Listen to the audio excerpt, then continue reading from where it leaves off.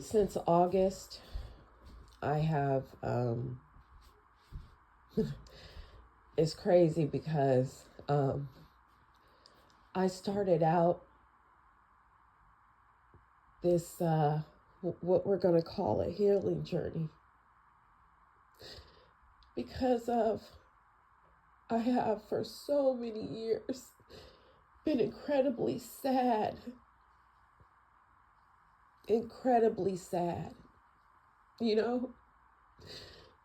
And I kind of knew why, but as humans, we have a great defense mechanism that all the trauma, anything bad, we get to block out. God blessed us with this beautiful thing. And it allows us to kind of heal, like temporarily heal, you know? It's like surface healing. It's not deep to the core healing, but it's that surface healing. And I did that. I think back in August, I started. I ran across a show, shout out to Netflix, called 13 Reasons. It was about, if you're not familiar, please check it out.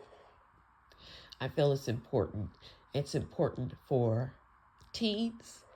It's important for young adults. It's important for adults. Because of 13 Reasons. Because of this movie. This is where I'm at today. 13 Reasons resonated in me for many reasons. Because it was a lot of trauma one girl faced. And it was like, I watched maybe the first 2 episodes and I couldn't stop watching. Because for whatever reason, the main character I was drawn to, the girl who killed herself. I never watched it before, always wanted to, but was a little afraid. I was very fearful of watching this show and shit.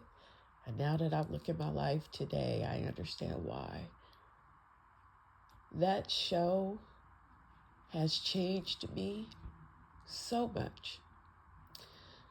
That show helped me so much just by a fucking TV show.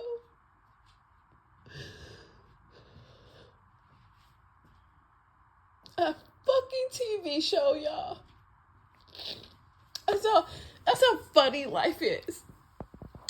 A damn TV show can make all types of things that you knew you had buried and you didn't care to find no more. You know what I'm saying? You knew you buried that. Not 6, not 9, not 12. You buried that like 100 feet in your brain graveyard, you know? And then I watched this show. And again, this show is about a girl who tried to kill herself. She transferred to a new school, a new high school, tried to get to know people, be friends, you know, coming from somewhere different, just trying to navigate young life like a lot of us do. Navigate life, period, even at my age. Yeah, man. That damn show. So I started watching it. And inside of me, I started having my own revelations that I couldn't hold anymore. It was forcing me to tell the truth. The truth that I've been holding on for so many years. I'm just going to put it like this. Everybody swears the Rivers family is a great family, church going big, and you know, his pastor wife, their lovely one daughter. My Uncle Wooly, yeah, those are fine brothers. Oh, pedophile ass Uncle Wooly that took advantage of his stepdaughter, my cousin Marlena. And recently, yeah, I thought I was going to spare you, but I'm not, because I caught some of your shit. The one time that I hung out, the second time I hung out with you in my adult life. Shout out to my Uncle Willie Rivers. Hey, where all the white girls at? That's what he was used to. And now that I know, now as an adult, I realize the reason why he chose white girls is because he could manipulate, take advantage of them, molest their children. That's what type of nigga my Uncle Willie is. Okay?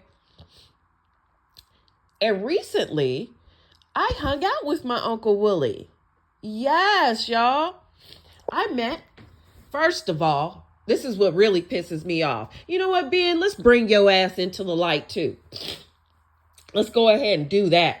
Let's break down one of many stories for you guys. Let's show you how trifling my family is and how long we kept their secrets. All the good ones and kind of decent good ones is gone, not including your mother, Shaniqua. Because she wasn't decent until she damn near died. We'll speak on that on a whole nother time because I got a revelation for you and your mama. Yes, I'm going to talk about the dad. As much trauma as that lady put me through, oh yeah, she don't go unscathed. She gonna get dragged to Earthlight. Anyway, especially all the lies you done told on me, Shaniqua. Anyways, let's get into my Uncle Ben and my Uncle Wooly. Let's do that. So my Uncle Ben decides to give these motherfuckers in Texas. Now, mind you, I'm sitting in Texas for about 2 years at this point. Well, a year and a half, a year and some change. Okay? I'm chilling. I call my Uncle Ben, yo, I touched down in Texas because they didn't really care about me after my mama died. We'll just put it like that. They don't care about nobody but money and themselves. Period. And unfortunately, I'm pretty sure Langston is like that too, because he's a product of them. Anyway, so I call my Uncle Ben like, yo, I got my place down in Texas, blah, blah, blah. He like, oh, okay, where are you staying? I tell him. Bet. I tell him, can you mind passing me the fakes? Yeah, it's going to be a story time, y'all. I have to get my drink on this one. So I asked my Uncle Ben. I'm like, yeah, what you whoop? Now, mind you, before that even starts, I get a call from my cousin Carolyn. A lady I ain't never, ever talked to or seen in my whole entire life. My cousin Carolyn, excuse me while I take this shot. Carolyn Howard. Yeah, y'all, look her up. East Texas. She'll lie and say she lives in Dallas. That heifer out in, what's that city right outside of Louisiana? Right before we leave East Texas. It's with a W where that bitch mama stay. What was Wachicha? It's not wax your stuff. It's something else. Well, anyway, whatever city W name is right outside of East Texas before you hit to Louisiana, she live in that piece of shit. Yeah, she don't live in Dallas. None of that shit. But anyway, we gonna get into some other shit. You found it? You know what it is? No, yeah, okay. And I got your phone because, see, this has taken so much out of me that I don't even want to have technology anymore. At all. That's what kind of time I'm on. I don't even want a technology. I'm that tired of the world. I just need a break from everything. Anyways, let's get back into my Uncle Ben. So my Uncle Ben decides to give my cousin Carolyn my phone number. I get a phone call. This motherfucker, mind you, he has my number, barely checks on me. I'm my mom's only child. She dead. They don't care. I'm like, answer the phone. She like, hey, do you know who this is? And I instantly knew. And I don't even understand how I knew. This is the weird part. I don't understand how I knew. I never talked to this lady in my life. I'm riding shotgun with my cousin April. Because at this time, I'm so I'm not about to waste no money. I don't have a car. I didn't have a car for 8 years. Anyways. So, I said, yeah.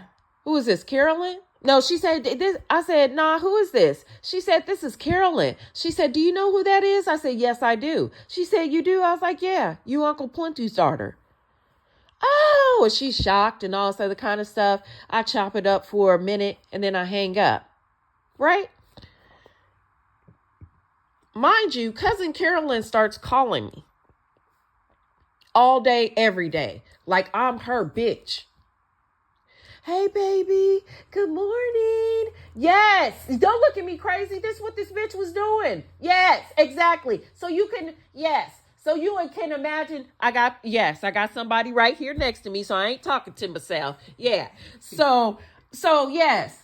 Imagine how the way you look is how my black ass felt. Now she just gave me a look like I was crazy. And that's how my black ass felt. Bitch, I ain't your baby. I'm your cousin. What the fuck is wrong? See, y'all into that. That's why I don't like East Texas. And that's why I'm glad I didn't move down there in my teen years when I thought I was going to. I am so happy because y'all be on some weird ancestral fuck each other like white hillbilly dirty type shit. And we're going to get into that. We're going to get into that, y'all. It's story time. It's going to be a while. Anyways. So he doesn't call me. Uncle Ben barely calls me, decides to give my number to Carolyn. Carolyn starts stalking me. She's stalking me so much, and that's how I felt. Regardless if it's good morning, whoop, whoop, whoop, whoop, you should not be calling, texting all day, every day. That's weird. It's fucking weird. Especially to somebody you don't fucking know. Talking about baby. Bitch. Wascom? That's where the fuck she lives at. Wascom. She said she put out in Dallas because, East Oakland women always want to act like they from somewhere that they not. Oh, I live in Dallas, bitch.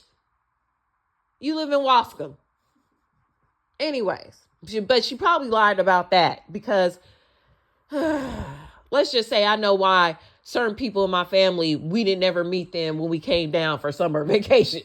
And I can tell you why I never met this woman, why I come down from summer vacations. I only met her when I was a grown woman because my family didn't fuck with them like that. Yeah, we didn't fuck with y'all like that. Nah, because y'all weird. Y'all motherfuckers weird and y'all motherfuckers is not on your hustle. You want to lay on your motherfuckers' backs for a fucking check. You don't have no game, no hustle. You weak. This is coming from me. Yeah. A lot of East Texas women, and you go East Texas, what up, Longview? Y'all some grimy assholes. Shout out to that bitch Erica we used to work with. You's a grimy asshole too. And you need to come out the closet. I don't give a fuck. I'm putting everybody's business about to be going on here. All the trauma I didn't have. Nobody's safe. I told y'all that. I'm done keeping secrets. So if I know a piece of your business, it might be in this story. Story time. This is talking about the Rivers, Roundtrees. Who else we got? The Glovers, Boykins. I love my Aunt Mary. Shout out to my Aunt Mary though. That was as an angel on earth, as much shit as she talked. That was one of my angels. My mother was my other one of my angels. My Uncle Larry, before he got on them drugs, was one of my angels. Yeah. Yeah, I had some angels, but 90%, like most families, these niggas ain't shit. Because think about it. If 90% of the people on the planet ain't shit, right? Right? These motherfuckers is somebody's family members. So yeah. A lot of people's families ain't shit. There's decent families that maybe only got one or two fuck ups. And then you got families like mine. And we'll get into that. Anyways, so this bitch starts stalking me. At this time, I'm applying for a job at raggedy ass, ghetto ass Healthcare Services Corporation of Texas, which is the umbrella for Blue Cross Blue Shield. I tell her, yo, now mind you, I just moved down here because you might hear that in another part of the story. You might not. Who knows? Anyways, so my black ass just moved down here. So I get my little duplex, you know. I'm doing okay. I'm getting my health in check. That's why I went down to Texas, you know, to get my health in check, to be closer to my family and shit like that. So that's what I did. So I packed it up from Reno, Texas, right? So I'm taking a test. I have to go to the library because, again, I just get here.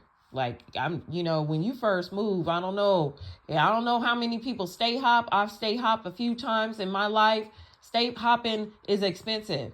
If you ain't got money like that, you ain't got resources, support, shit like that, something. It's either money, support, or help, or whatever. If you ain't got that, you can't afford to do it, because it's a lot. Regardless, it's a lot. So I'm sitting up here, even though I got money, you know, because anyways, even though I got money, I'm greedy. I want more money. So I, go to this library to get this job. And so my stupid ass cousin Carolyn is sitting outside the library, y'all. Because I told her, I was like, oh, I'm about to head to the library to take this test. I'll holler at you when I get out. Do you know this bitch stalked me enough? She was sitting in front of the library. Well, maybe I told her because she was stalking me so much, maybe I'll talk to her outside the library. I think it was something like we'll briefly talk. But anyway, she was waiting for me, y'all. She comes in the library. She talking hella loud. This how what's the word? This bitch need an etiquette class. You know what I'm saying? I know it is ghetto, but it's an etiquette class too. It's more than ghetto. You know what I'm saying? It's just like, it's classless. It's real class. This classless ass bitch gonna come in the library. Now I'm black. I'm bougie ghetto. I'm bougie and ghetto at the same time. Meaning I will dog walk your ass, but I know how to get into the White House. Let's just say that, okay? I know how to mingle with the white people. And if you want to be successful in this business, that's what you got to do. Successful in business and life. You got to put the hood shit in the hood and take the business where the business is. Don't bring that hood shit and work. With black folks, Mexicans, Asians, Indians. Hey, we actresses and actors while we're at work. That is your biggest debut, okay? And then when you get out of work, that's when we be who we be. No one at work should know your personal business. You shouldn't be fucking your coworkers. You shouldn't be hanging out with them until you seen them do some illegal drugs. Or steal. Or do, yes, for real, nigga, you know I ain't lying. Oh, I'm sorry, I forgot. Ooh, you did jack yourself up. Oh, shut up. Anyway, that for real. You don't do nothing. When you know you a hood nigga and you got a corporate job, you don't do nothing to let people know who you are until you see them break the rules. And I'm not talking about he took an extra 10 minutes on his lunch. Nah, this motherfucker was smoking weed in the back. That, you know what I'm saying? That's, you know, they cool. You seen them taking a shot. You know they got something in they flask, they thermos. You know what I'm saying? They always going home on their lunch break. That's a smoker. You know? So shit. So if you've been telling people you go home on your lunch break, stop, motherfucker. But that's the people you want to hang out with. That's the people. If you don't see them motherfuckers do none of that shit, you don't hang out with them. Your money, your bag, you chase the bag. P&D follows the bag. You don't ever have to chase that. You always chase the money, you gravy. Anyways, so this ghetto ass in the library talking hella loud. So I kind of look at her. Like I give her a look like, come on, B. You can't do this in a library. So I finally was like, man, even though she's in her 60s, and at that time I was in my 40s, I'm looking at her. I was like, hey, cousin, look, I'm trying to take a test for this position. So, I need to focus. So this bitch, instead of having common, classy sense, this dumb ghetto bitch says, oh, girl, yeah, my daughter was gonna work for them. She said that she said that they had made her take a test, and she was taking they was making her take a test to be a damn janitor. I looked this bitch in her face and I said, well, I'm not your daughter. I ain't taking a test to be a damn janitor, and I need to focus. So after I got aggressive with her, she finally get a clue. And it's a shame though, because that's what it's like in my life. I be trying to be nice and polite to motherfuckers. And maybe it's because I'm being too nice, and I probably am being too nice because I'm forcing myself to be nice because I really want to punch them in the throat, right? So because I'm forcing myself to be nice, it's coming off extra nice. Like I don't mean it. Trust me. Y'all know me. I be meaning it. I've been wanting to fuck y'all up. Yes, Carolyn, it took me, if you're watching this right now, because I know your nosy ass be on my profile. Yes, bitch. I wanted to punch you in your fucking throat and drag you out the library. You ghetto ass bitch. And then have the audacity to compare me. Shout out to my cousin. I only met you a couple of times. I ain't got no problem with you, but how dare you even put me on the same pedestal as your daughters? Bitch, I will slap the shit out of you. That's how I felt. And I'm telling you now, Carolyn, that's how I felt. You were lucky.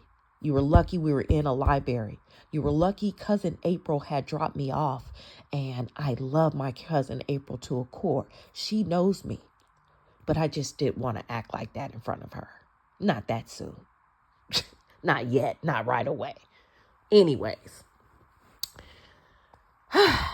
So that was my first encounter with this bitch.